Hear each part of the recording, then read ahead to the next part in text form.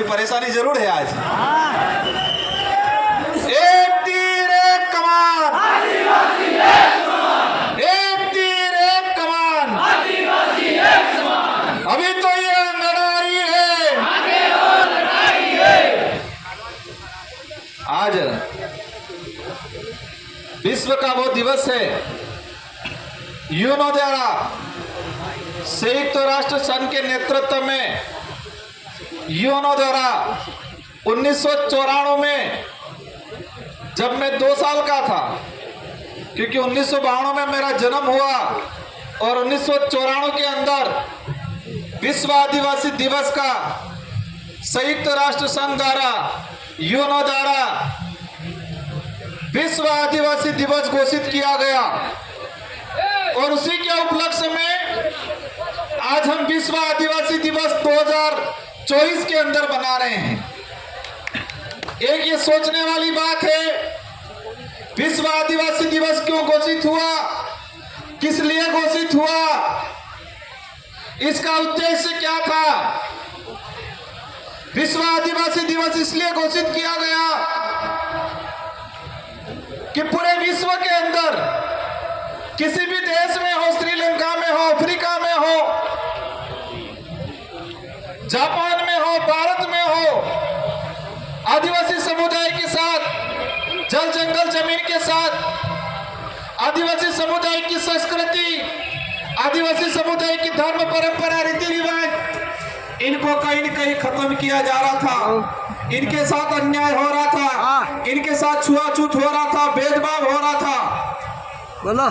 तो यूनो ने विचार किया, यूनो के अंदर कई देश के प्रतिनिधित्व सम्मिलित होते हैं। इन्होंने विचार किया कि मानव जीवन को बचाना है तो जल जंगल जमीन को बचाना पड़ेगा, और जल जंगल जमीन को बचाना है तो आदिवासी समुदाय को बचाना पड़ेगा।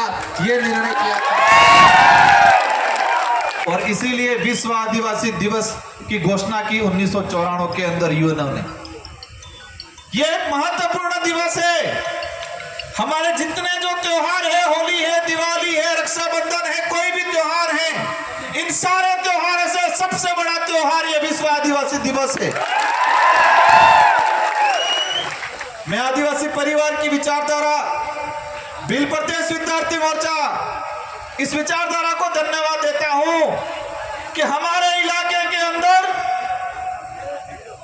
2015 से यह संगठन ने काम किया, संघर्ष किया, जनता को बताया, नेता को बताया कि विश्व आदिवासी दिवस घोषित किया गया है यूएनओ के द्वारा 1994 में। 1994 से 2015 तक हमारे भारत के किसी भी कोने में नहीं मनाया जा रहा ढंग से। कोई भी सरकार, कोई भी नेता इस दिवस को मनाने की रुचि नहीं ले रहा है। और बिल प्रदेश विद्यार्थी मोर्चा, आदिवासी परिवार, अन्य सामाजिक संगठनों द्वारा शुरुआत किया।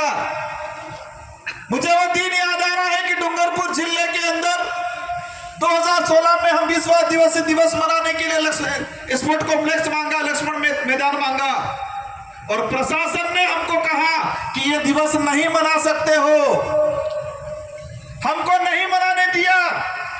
हमने गोकुलपुरा में जाके एक प्राइवेट आदमी की जमीन पे मनाया। सरकार ने कहा कि आप सरकारी किसी भी जमीन पे, किसी भी ग्राउंड में, किसी भी कार्यालय में विश्व आदिवासी नहीं मना सकते हो। 2015 की बात है। 2016 में हमने छोटे पैमाने पे बनाया, और उस कार्य को जो आज बरकरार है, इस विचारधारा को धन्यवाद देना चाहूंगा। उस विचारधारा की वजह से 2018 के अंदर डूंगरपुर जिले के अंदर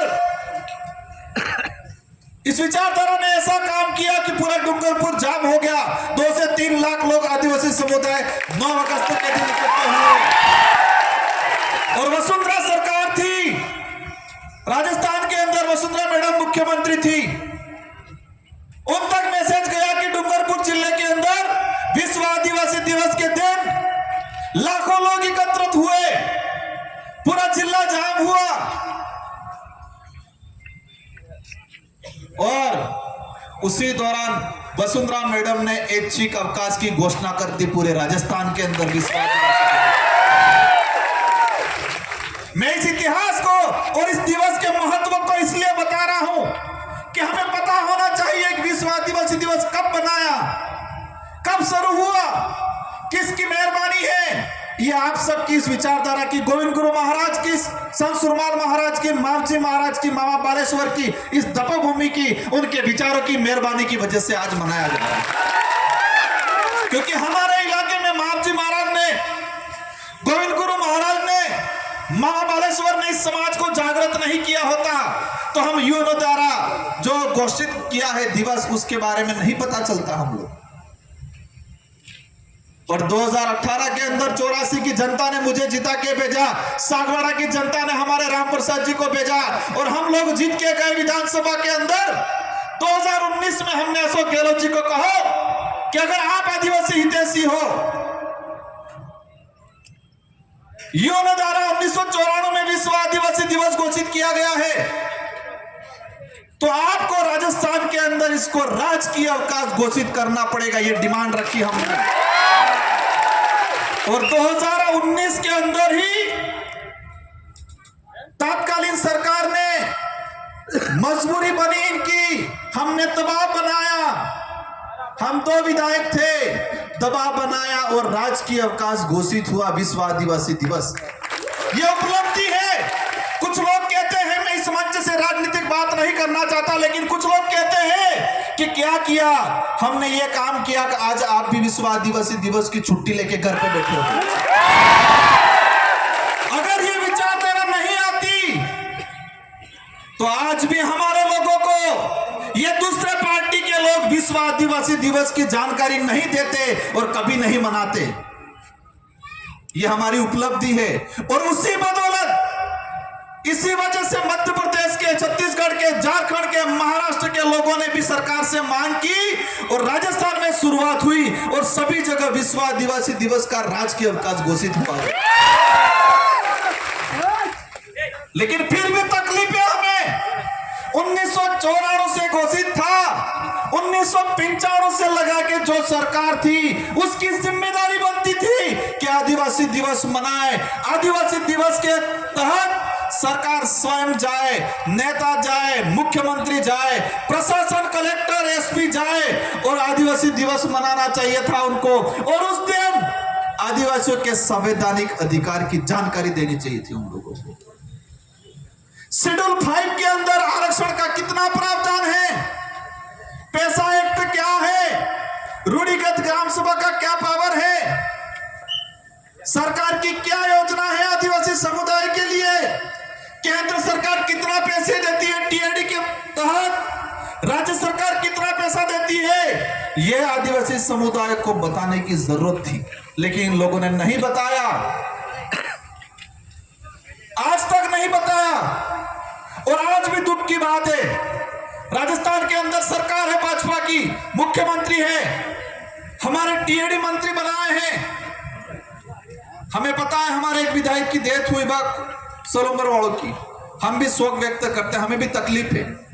लेकिन ये यूएनओ द्वारा राजकीय अवकाश घोषित किया गया था तो इनकी जिम्मेदारी बनती थी कि आदिवासियों के बीच में आए, आदिवासियों की समस्या जानते, आदिवासी कितना विस्थापित हो रहा है, राजस्थान में संविधान के आधार पर कितना आरक्षण होना चाहिए, कितना मिल रहा है, संवैधानिक जानकारी देने की जरूरत थी, आदिवासियों की समस्या सुनने की जरूरत थी आज के दिन। लेकिन आज वर्तमान में जो सरकार में बैठे हैं, एक भी मंत्री संतरी कहीं पर भी विश्व आदिवासी दिवस नहीं मना रहा और बात करते हैं कि हम आदिवासियों का भला चाहते हैं। कुछ लोग कहते हैं इस इलाके में माहौल बिगड़ गया है, सुना होगा आपने, क्या कहते हैं, इस इलाके में माहौल बिगड़ गया है। मैं कहता हूं बिल्कुल तुम्हारा जो लूटने का तरीका था वो बिगड़ गया, इसलिए तुमको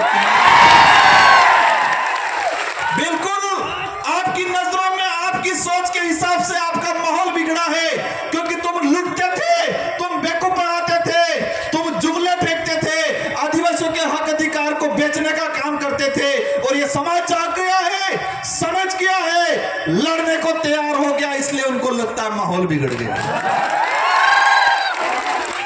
साथियों, मैं समझता हूं हमारे व्यवस्थापकों ने बहुत मेहनत की, दिल से रात दिन तपड़ रहे थे ये, लेकिन बारिश थोड़ी ज्यादा होगी इसलिए अव्यवस्था होगी। मैं समझ रहा हूं, मुझे तकलीफ है इस बात की, लेकिन बांसवाड़ा के इतिहास में पहली बार विश्व आदिवासी दिवस जिला मुख्यालय पे और इतने बड़े पैमाने पे मनाया जा रहा है, और आज उस इतिहास के आप गवाह हो। और आने वाली पीढ़ी इसी जिला मुख्यालय पे हम सब आने वाले साल धूमधाम तरीके से दोबारा मनाएंगे। और जितनी असुविधा हुई है, इन असुविधाओं को दूर करने का काम करेंगे आने वाले समय में। कुछ बड़े नेताओं का, कुछ हमारे समाज का सर्टिफिकेट लगा के नौकरी लग गए, वर्दी पहन ली, वाइट ड्रेस पहन ली, वो कहते थे हमको निमंत्रण नहीं आए। मैंने कहा भाई मेरे या किसी की शादी नहीं है कि निमंत्रण भेजेंगे। हमारे पुरखों के संघर्षों की वजह से, हमारे पुरखों के लोकतांत्रिक गणराज्य व्यवस्था की वजह से यूएनओ ने यह दिवस घोषित किया गया है। यह हमारा सबका दिवस है, यह किसी एक का कार्यक्रम नहीं है, यह हमारा सबका कार्यक्रम है। हमारी सबकी जिम्मेदारी बनती है कि हम विवेक से, हम स्वेच्छा से आए, इस दिवस को धूमधाम तरीके से मनाएं। एक बात तकलीफ होती है, आज विश्व आदिवासी दिवस का राजकीय अवकाश घोषित किया गया। कर्मचारी भाई घर पे जाके सोरो होकर इन्हें बाकरा की ही ने सफा की हिम जोए। अगर भाई ये विचारधारा ने काम नहीं किया होता, हमारे पुरखों ने संघर्ष नहीं किया होता, तो 1994 में यूएनओ द्वारा विश्व आदिवासी दिवस घोषित नहीं हुआ होता। और विश्व आदिवासी दिवस घोषित नहीं हुआ था तो हम 2015 से 18 तक संघर्ष नहीं करते, और हम संघर्ष नहीं करते तो हो सकता है विश्व आदिवासी दिवस की आज छुट्टी नहीं मिली होती, और तुम तुम्हारे बॉस की गालियां सुनते होते। आज किसी न किसी फाइल को दिया होता, कोई न कोई काम दिया होता, लेकिन आज अवसर मिला है तो आपकी जिम्मेदारी बनती है। हम ये नहीं कह रहे कि आप इस कार्यक्रम में आओ, लेकिन मैं आने वाले समय के लिए भी हमारे कर्मचारी, अधिकारियों, भाई, नेताओं से कहना चाहूंगा, विश्व आदिवासी दिवस की छुट्टी मिली है तो आपकी जिम्मेदारी बनती है कि उस दिन आप अपने परिवार को बताओ, अपने गांव में बताओ कि आदिवासी दिवस क्यों मनाया जा रहा है, कब घोषित हुआ, इसका उद्देश्य क्या है, आदिवासी समुदाय के लिए संविधान में क्या प्रावधान है, कितना आरक्षण मिल रहा है, जल जंगल जमीन के लिए कौन लड़ रहा है, ये आपको आपके परिवार में, आपके गांवों में बताने की जरूरत है। लेकिन वो कई जने तो बता रहे हैं, कई जने घर पे बैठे डरते हैं, वो डरते डरते ही चले जाएंगे। Very good. हमें, हमारा फर्ज है उनको जगाना है, क्योंकि ये लड़ाई मेरे अकेले की नहीं है, आपके अकेले की नहीं है, लड़ाई सबकी है। ये लड़ाई सिर्फ आदिवासी समुदाय की नहीं है, ये लड़ाई मानव मात्र की है। हर धर्म, हर समुदाय, हम सबकी लड़ाई है, क्योंकि आदिवासी जो लड़ाई लड़ रहा है प्रकृति को बचाने की लड़ाई लड़ रहा है, और प्रकृति रहेगी, जल जंगल जमीन रहेगा तो ऑक्सीजन सबको मिलेगी, और ऑक्सीजन सबको मिलेगी तो जिंदा सब रहेंगे, और ऑक्सीजन नहीं मिलेगी तो जिंदा कोई नहीं रहेगा। इसलिए हम सबकी जिम्मेदारी है। इस मंच से हमारे पूर्व, सबसे पहले यहाँ विधायक थे, उनकी जो पोती आई है उनको धन्यवाद देना चाहूंगा। हमारे बीच में किसान आंदोलन के नेता भाई साहब, प्रोफेसर साहब को निवेदन करना चाहूंगा। हमारे अतुल जी मीणा आए हैं, सारे जो मंच पे विराजमान है उनको धन्यवाद देना चाहूंगा। 2 सांस्कृतिक टीम आई, एक असम से आई, इनसे हमको सीखना चाहिए। वो खुद बजाते हैं, खुद गाते हैं और खुद नाचते हैं, वो डीजे की जरूरत नहीं पड़ती उनको, और यही हमारा कल्चर है। मैं चाहूंगा पिछली बार, आने वाले समय में बांसवाड़ा का कल्चर टीम तैयार हो, डोलने कुड़ी हाथिया पड़े, और इनो जो साउंड आवे, इनो से ताल आवे, एक कड़ा डीजे नो ताल नहीं आवे। इसलिए हम सब मिलके, साथियों डूंगरपुर वाले फोन पे फोन कर रहे हैं, कह रहे हैं कि हमने भी दिया है वोट थोड़ा। मैंने कहा बांसवाड़ा वालों की पहली जिम्मेदारी है, उनका पहला हक बनता है। मैंने कहा बांसवाड़ा पहले जाएंगे, सेकंड नंबर डूंगरपुर आएंगे। इसलिए वो इंतजार कर रहे हैं, इसलिए मुझे निकलना है। लेकिन एक बात कह के जाना चाहूंगा, किसी के बहकाए में मत आना। हमारा विवेक से हमें लड़ाई लड़नी है। और जो विस्थापन हो रहा है, मैंने सारी डिटेल निकाली है कि उस देश के अंदर आदिवासियों का कितना विस्थापन हुआ। कई प्रोजेक्ट के माध्यम से, जैसे हमारे यहाँ पावर प्लांट दानपुर वाला, टाइगर प्रोजेक्ट, सोने की खदान, इस तरह के कई प्रोजेक्ट के माध्यम से पिछले 5 साल के अंदर 4.5 लाख आदिवासियों को विस्थापित किया गया इस देश के अंदर। ये गवर्नमेंट दे रही है रिकॉर्ड में। ये हमारे लिए एक दुखद बात है। पावर प्लांट वाली लड़ाई है, हमें संवैधानिक तरीके से इसको लड़ना है, क्योंकि ये प्रोजेक्ट हो, दूसरा प्रोजेक्ट हो, भविष्य में नुकसान हुआ आने वाले आसपास के 100 किलोमीटर वाले लोगों को इसकी परेशानी का सामना झेलना पड़ेगा। हमारे कई साथी जेल में गए, हेमंत भाई भी जेल में गए। मैंने कहा उनको, देखो इतिहास उठा के देख लो, आजादी से पहले कौन जेल में गया? जिन्होंने अंग्रेजों के खिलाफ लड़ाई लड़ी थी, गलत नीतियों के खिलाफ लड़ाई लड़ी थी। आने वाले समय में आपको भी, आने वाली पीढ़ी विचार करेगी कि इस प्रोजेक्ट के पक्ष में कितने थे, इसके विरोध में कितने थे। आपका सबका आने वाली पीढ़ी परीक्षा करेगी, समझेगी कि हकीकत क्या है। साथियों, बिल प्रदेश की लड़ाई को बुलंद करना है। कुछ लोग कहते हैं कैसे बढ़ेगा बिल प्रदेश? हम कहते हैं गोविंद गुरु महाराज, मावजी महाराज, मामा बालेश्वर के आंदोलन में ताकत है, उनके विचारों में ताकत है। उनके विचारों को हम आगे बढ़ाएंगे और अवश्य बिल प्रदेश बनेगा एक न एक दिन, आप चिंता मत। धीरे धीरे उसी लाइन पे आ जाएंगे। मैं इस वक्त पे नंदलाल जी मीणा को धन्यवाद देना चाहूंगा। टीएडी के मंत्री थे प्रतापगढ़ वाले, 2016 में खुला बोला था बिल प्रदेश बनना चाहिए, लेकिन आज पर्ची मंत्री बने हुए हैं टीएडी के।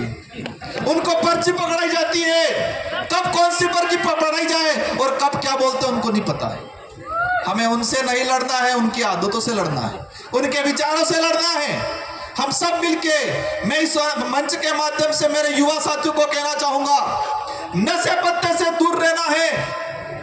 हमारा लक्ष्य है कि हमको और आने वाली पीढ़ी को सुरक्षित रखना है, मजबूत रखना है, तो नशे पत्ते से दूर रखना है। हमें खा पी के मजबूत रहना है, क्योंकि शरीर मजबूत होगा तो दिमाग मजबूत होगा, और दिमाग मजबूत होगा तो हमारे हक अधिकार के लिए हम तैयारी के साथ लड़ाई लड़ेंगे। हमारे यहाँ से आईएएस भी बनाएंगे, आईएएस भी बनाएंगे और आईपीएस भी बनाएंगे आने वाले समय के अंदर। शिक्षा के क्षेत्र में एक बड़ी क्रांति लाने का काम करेंगे हम सब मिलके। मुझे 5 साल मिले हैं, मैं कोशिश करूंगा, लेकिन आपको इसमें साथ देना है। हम इस इलाके के अंदर शिक्षा के क्षेत्र में, खेल के क्षेत्र में एक बड़ी क्रांति लाने का काम करेंगे। इसलिए आप सभी को खूब खूब धन्यवाद। जितने जो साथी आए हैं सबको शांतिपूर्वक तरीके से जाना है। हमारे उदय भाई की टीम आई है, वो बच्चियां इतनी शानदार कार्यक्रम करते हैं, इनका कार्यक्रम है, बाकी वक्ता भी है, इन सबको सुनना है।